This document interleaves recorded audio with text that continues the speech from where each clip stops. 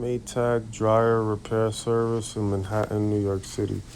The customer's complaint was that the clothes took too long to dry.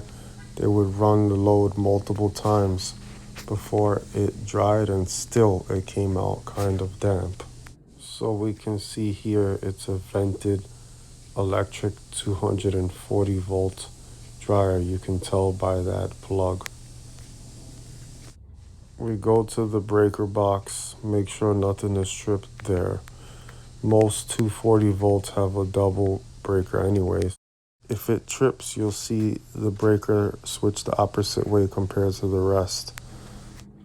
So this Maytag dryer had to be unstacked for me to fully diagnose it further without misdiagnosing it, because we all know we'll go by certain symptoms and think it's one thing when it could be something else. So there's many different reasons why it could take too long to dry or not dry at all. So in this situation, I removed the dryer with help of the customer because we had to complete this call. And I checked the vent. The vent was not clogged at all. Even though you see a little bit of cloggage there, that's not really considered a clog. And that much clog will never affect the drying time of the clothes, period. That little bit of lint there may burn and the customer may smell some lint burning, if that. But anyway, I determined this vent wasn't clogged, and I also determined the building's internal vent was not clogged. So what I do next in the video is I take a reading on the outlet to make sure we're getting 240 volts or something similar to that. 120 on one leg, 120 on the other. And we did confirm that it was getting the proper voltage, and it also was heating up properly. You want to always confirm you're getting the proper voltage, especially on a 240 volt unit, because if you're not, it can cause heating issues and it won't heat up to its maximum potential. It could heat up halfway. You have to always test that.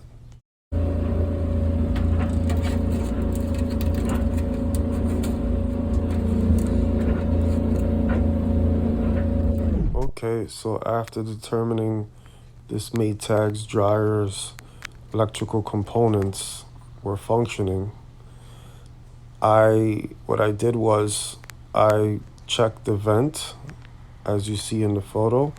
I cracked it open from the bottom because taking that ring out was a little hassle because it was painted on and it was too adhesive to the wall. So I just cracked it open below and I checked the airflow. Now there was no airflow going out, and that is the true reason why this Maytag dryer was not fully drying properly in a certain amount of time. Now the blower wheel that's connected to the motor is responsible for spinning out airflow, spinning out the water vapor out of the dryer vent.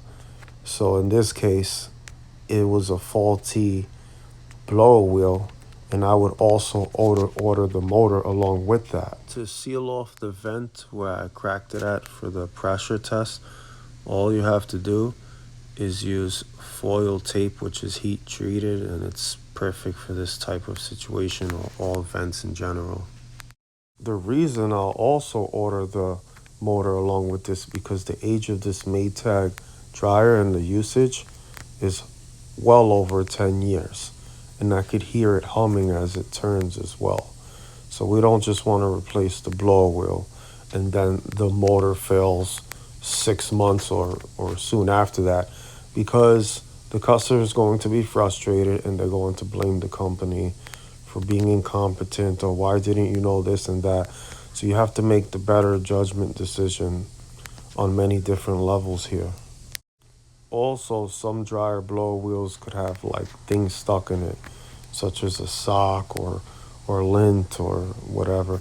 But that's not the case in this one. You could actually hear the blower wheel kind of turn loosely as if it's somewhere cracked inside and it's not bonded to the shaft of the motor.